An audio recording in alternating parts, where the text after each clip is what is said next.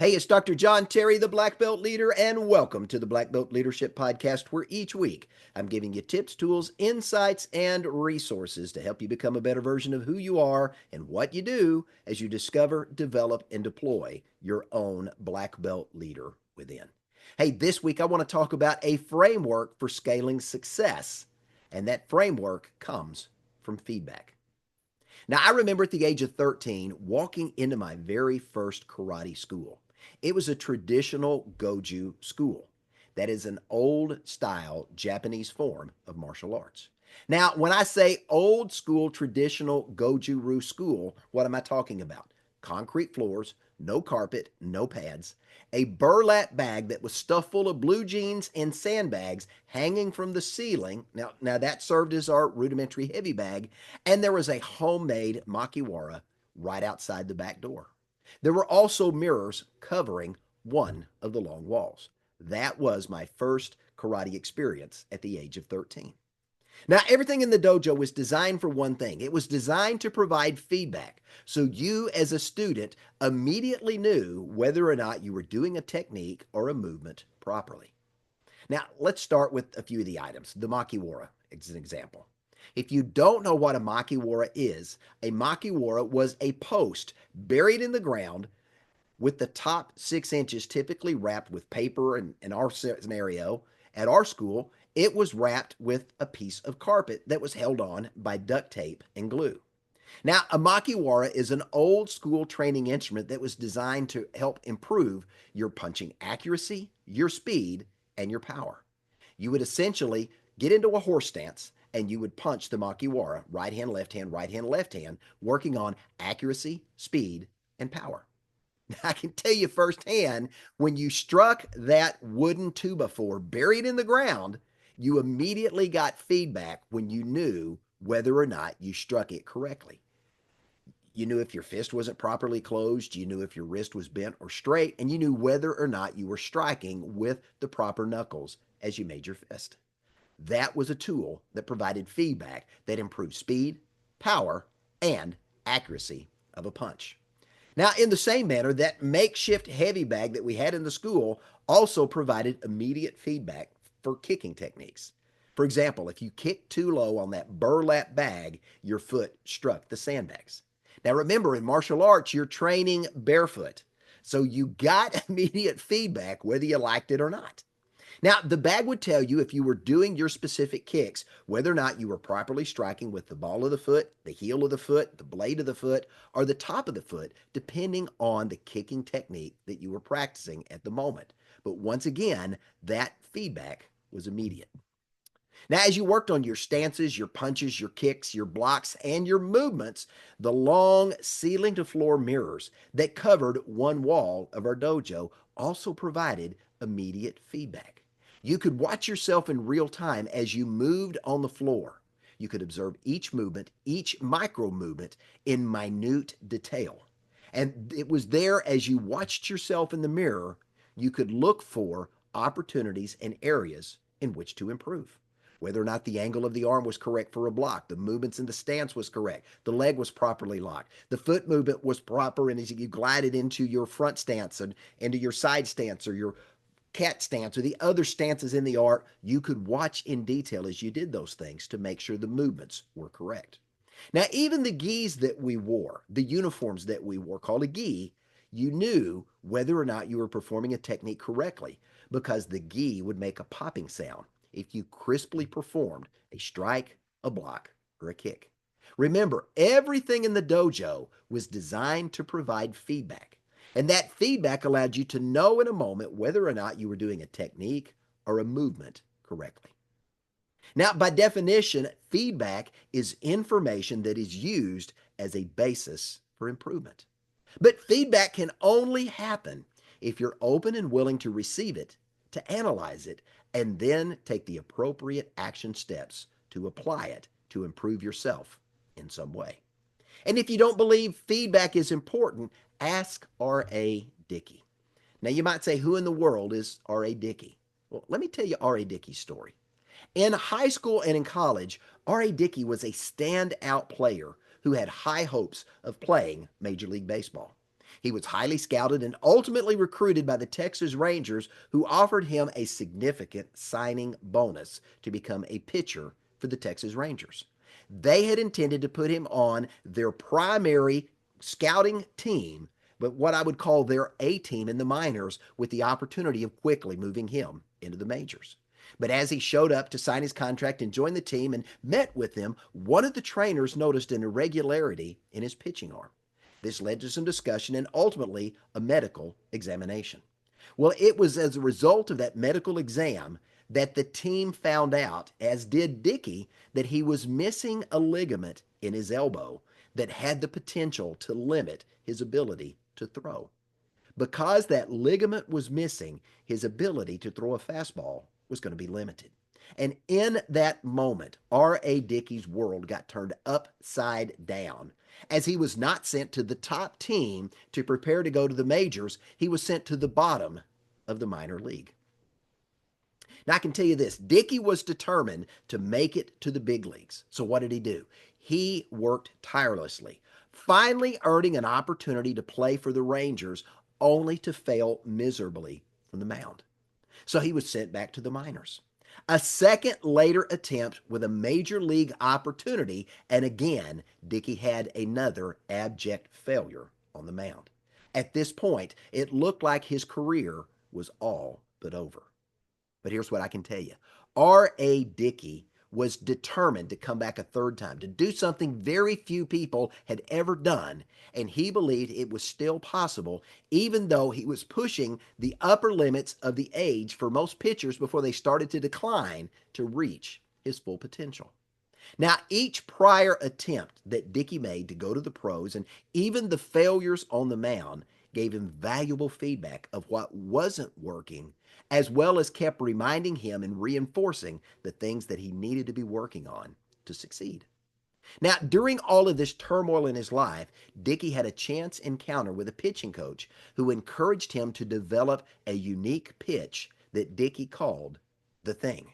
That thing was a knuckleball. Now, if you know anything about baseball, the knuckleball is one of the hardest pitches to master in all of baseball. Unlike a fastball or a slider or a curveball, the throwing motion is quite different. And rather than gripping the ball with your fingers, to throw a knuckleball requires that you pinch the ball between your second and your third fingers. Now, Dickey was determined to master this pitch and make it his signature throw from the mound. Now, if you listen and you read about Dickey's bio, it said that he threw more than 30,000 knuckleballs. He threw them at brick walls. He threw them at concrete blocks. He threw them at pitching nets. Any place he could find to throw a knuckleball to get feedback, he did. More than 30,000 pitches to hone that craft. And with each throw, he got valuable feedback that allowed him to further hone and refine that pitch to become his signature throw over time. And when he was finally given the opportunity by the New York Mets, Dickey's signature throw that he called the thing earned him a place that year as one of the top 10 pitchers in the league. Now, interestingly, when this happened, he was 37 years of age. Now, by this point, most pitchers are past their prime and have either retired or they're on the verge of retiring. But R.A. Dickey used the feedback that he continuously received to join the ranks of a very small fraternity of knuckleballers, and he became the very first knuckleballer to earn the coveted National League Cy Young Award. Dickey went on to sign a multi-year, multi-million-dollar contract with the Mets, and he later went on to play for the Toronto Blue Jays and the Atlanta Braves.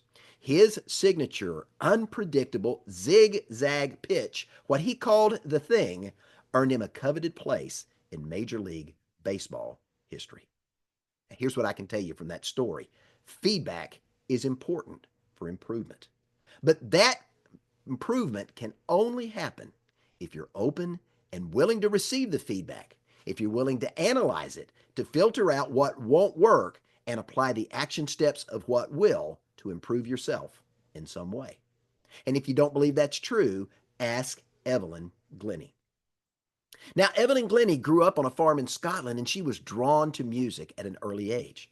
She heard music everywhere, on the farm.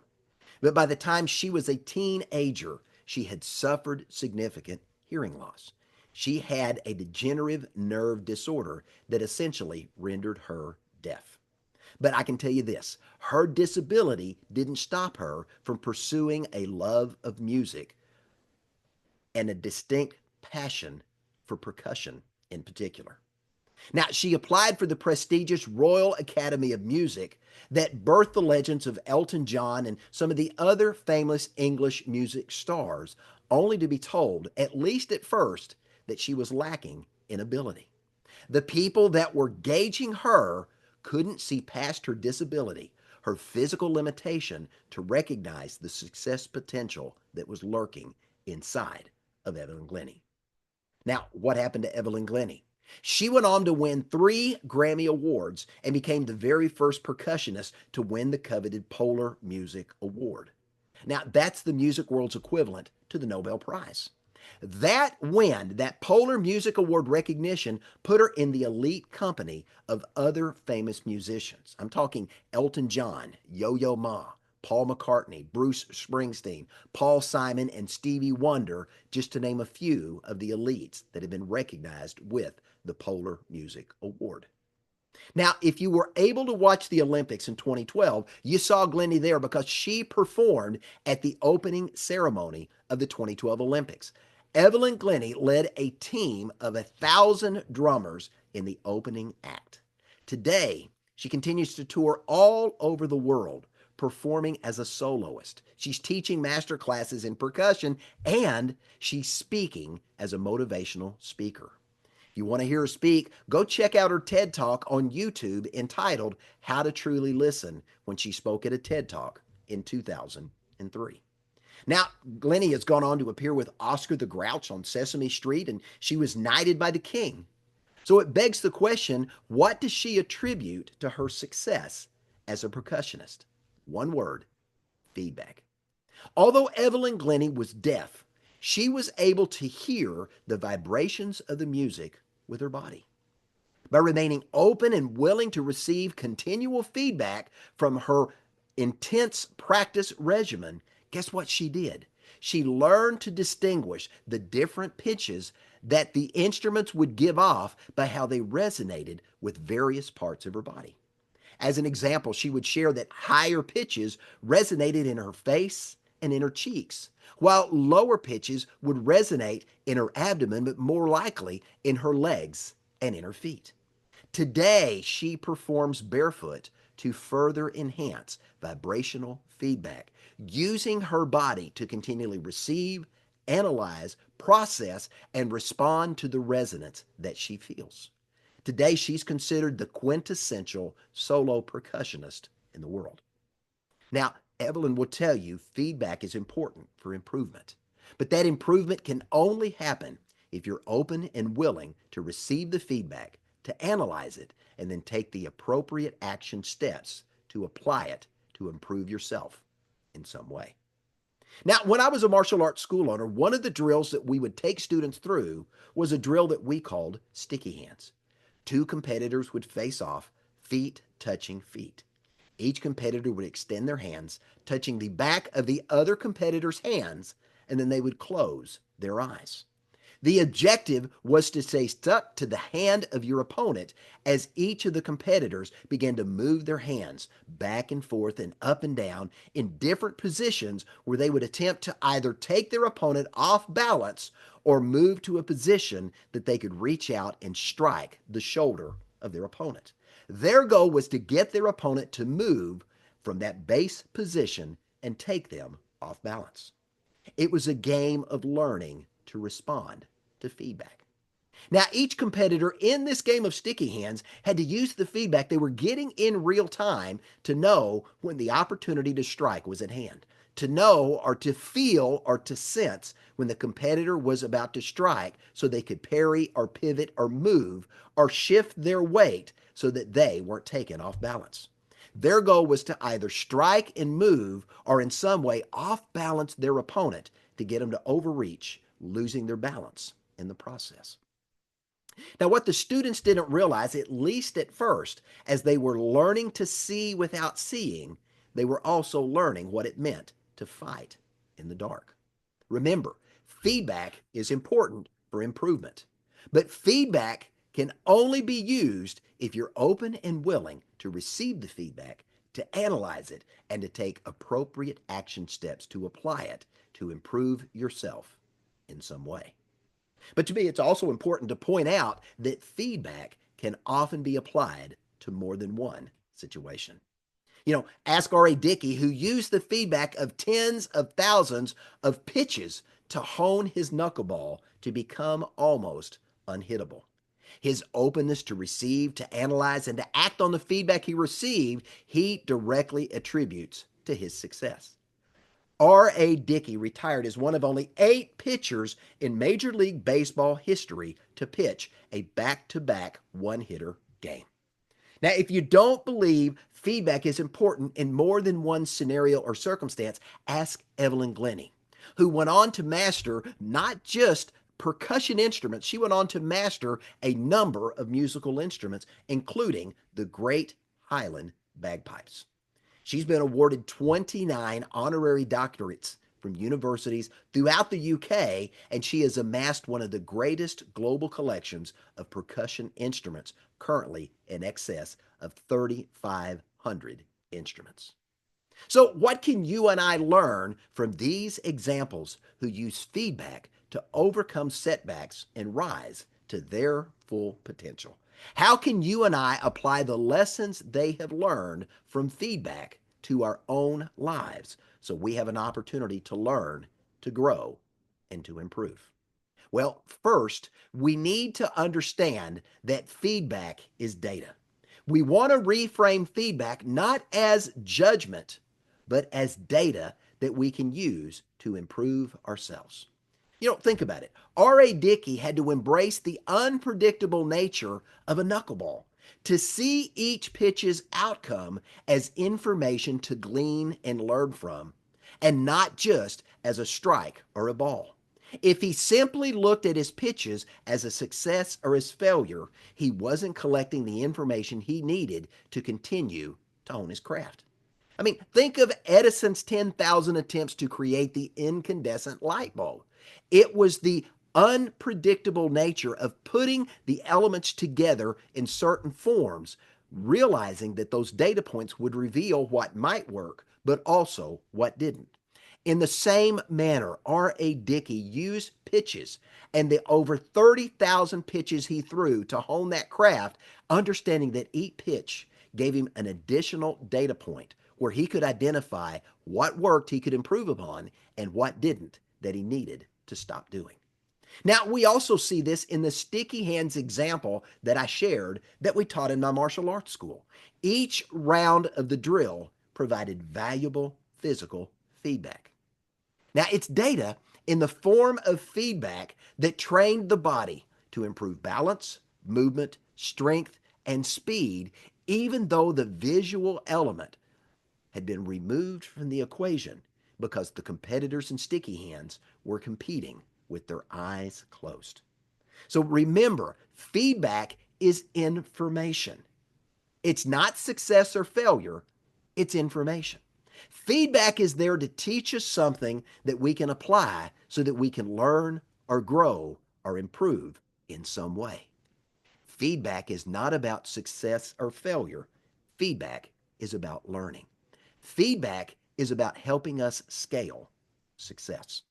Now, the second takeaway that we can take from the stories I've shared and the lessons learned from that is this: it's important to develop multi-sensory awareness when it comes to feedback. Remember, Evelyn Glennie famously hears through her body. Her body literally becomes her ear. It hears and feels the vibrations as it resonates through different parts of her body, including her bare feet and her skin. The sticky hands drill I talked about earlier trains a martial artist to see their opponent even when their vision is impaired. Now, both of these examples do one thing. It reveals how important it is to be intentional, not just about how we receive feedback, but where we receive the feedback from. And remember, feedback is much more than just a verbal comment. Remember, up to 93% of communication is nonverbal. So feedback can come from a body sensation. It can come from a visual clue. It can come from an emotional response. It can come from an aha moment, or it can come from seeing the hidden patterns in results that are repeated over and over again. All of those are forms of feedback. Now, the third way we can apply what we learned is this. Don't forget that feedback can also come from mentors in your life. R.A. Dickey's career was transformed when he sought the guidance of older knuckleballers who passed on the life experience that he was lacking. R.A. Dickey also worked with a handful of coaches who worked on his mindset and helped him interpret the feedback he was receiving and how to apply it to hone his pitch that he called the thing. Remember this, a mentor can help us see what we can't see on our own. So it's important to create a feedback loop with a handful of mentors or coaches who have the relevant experience to take us from where we are to where we want to be. Mentors and coaches can provide regular and honest insights. And with them, you can establish regular check-in points for feedback so they can give you information to keep you moving forward so you can continue to learn, to grow, and to improve. So the last takeaway I want to share today is this. Feedback is about altering, not changing. Now, my wife and I recently returned from a conference in Las Vegas where I was honored with the Business Leadership Excellence Award. Now, as we were flying back from Vegas to Little Rock, Arkansas, the plane made several heading and altitude adjustments as it left the airport, rose to an altitude of around 30,000 feet, and made its way back to the Little Rock Airport where it safely landed. Now, these minor alterations, a few degrees here and a few degrees there, kept us on course and allowed us to safely arrive at our destination. This is altering. Now, had there been a situation that the plane had to be diverted to another city or forced to return to Las Vegas because of maybe a mechanical issue, that would have demanded more than a slight heading adjustment. It would have required a major course correction to divert us somewhere else or to return us from where we started. This is change. So how do we apply that? Both Dickey and Glennie mastered their respective crafts through thousands of tiny refinements over time. It wasn't one big course shift that made the difference for them. It was mastering their craft through thousands of tiny refinements that they honed and refined over time. Now, in the same fashion, a martial artist, as they go from white belt to black belt, from first degree black, working their way up to a 10th degree Grand Master, all along the way, what are they doing? They're making numerous small adjustments. It's not a major course correction. They're not going to stop what they're doing and go do something else. They're making small, tiny refinements, small adjustments over time as they're working tirelessly to hone their stance, their weight distribution, their movement, their speed, their strength, their timing, and their power. Feedback is altering, not changing. Now, remember and understand this. Successful people like Dickey and Glennie resist the urge to overhaul everything after they receive feedback. Instead of saying, I'm going to scrap it all and start over, they chose to identify the one thing, the most important thing out of the feedback that they received that they could implement in an effort to refine or hone one part of a skill until that became natural. And then they would add one more thing and one more thing, incrementally building their skill until they became masters at their chosen art, profession, or trade. Remember this, feedback is important for improvement. Feedback can help you get unstuck. It can help you discover what's next, and feedback can reveal what's missing that's either holding you back or limiting your progress to move forward. Now, feedback can often be applied to more than one situation and more than one circumstance in our life. But that improvement, that feedback that we receive can only happen. We can only see the progress if first we're open and willing to receive the process. Second, we're open to analyzing and identifying what parts of the feedback are relevant for us. And then thirdly, taking the important action steps to apply what we've learned. Feedback is a framework for scaling success. Understand this. Successful people embrace feedback because they understand that this is how they learn, they grow, and they improve. Now, by the same token, unsuccessful people ignore the feedback that they receive, and as a result of that, they remain where they are, as they are, unchanged. So let me leave you with this question as we wrap up today's teaching. How much success do you want in life? And secondly, how much feedback are you willing to receive, to analyze, to filter, and to act upon to get there? I'm Dr. John Terry, the Black Belt Leader. Thanks for joining me. Have a great day.